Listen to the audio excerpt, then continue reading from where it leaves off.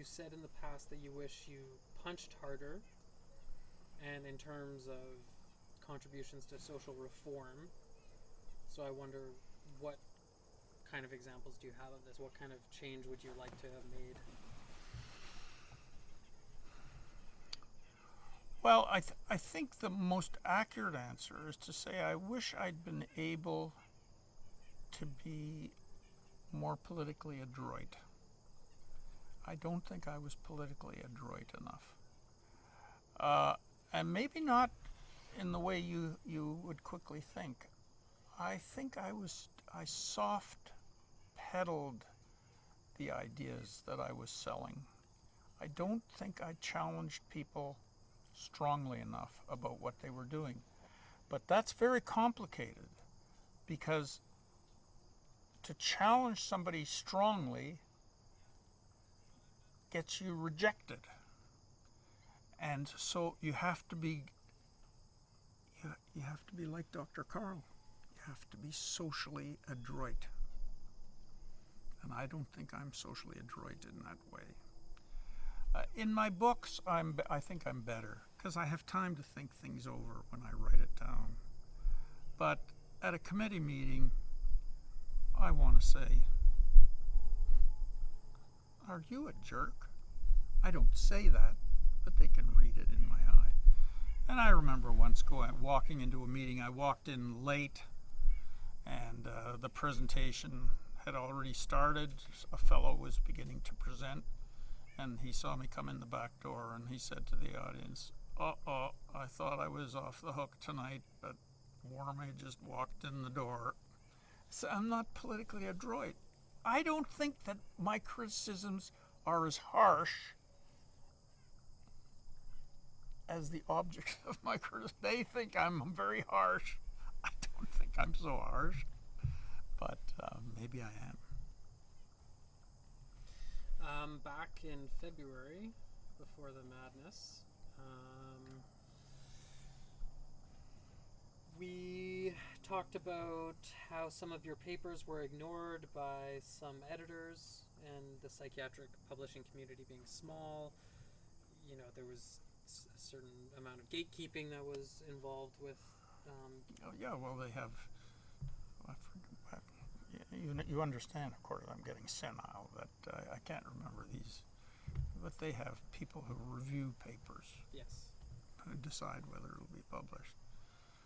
Well, I think the story I told you was that I happened to have a patient, a psychiatrist, who was on one of these committees.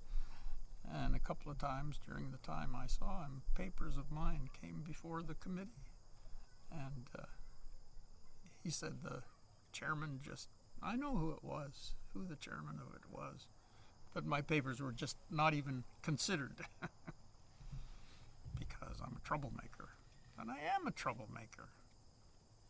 Do you remember what they were about, or is it silly to kind of think back on that stuff? I don't really remember but it's always the same thing. I'm always talking about the same thing. The language might be different, the examples might be different, the topic might be different, but I'm really saying, you guys and your biology are full of hot air. Listen to your patients, talk to them, learn something, help them to learn something.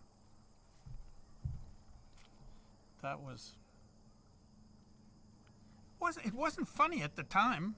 I was busy being an academic, wanting to get promotions and all that stuff, and my papers were being rejected because of the bias of the chairman of the committee that was assessing the papers. Listen to your patients. Is that something that you would have tried to instill in your students, for example?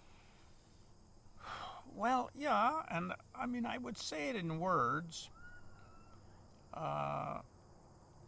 Not by saying listen to your patients. I would say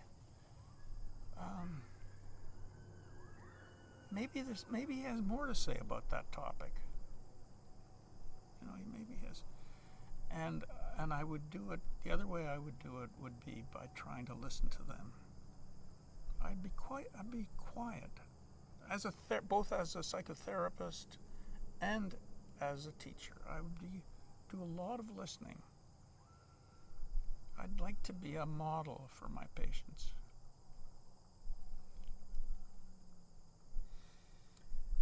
Nowadays, patients in hospitals do fewer activities and don't have jobs. Why do you think that is, and would you change it?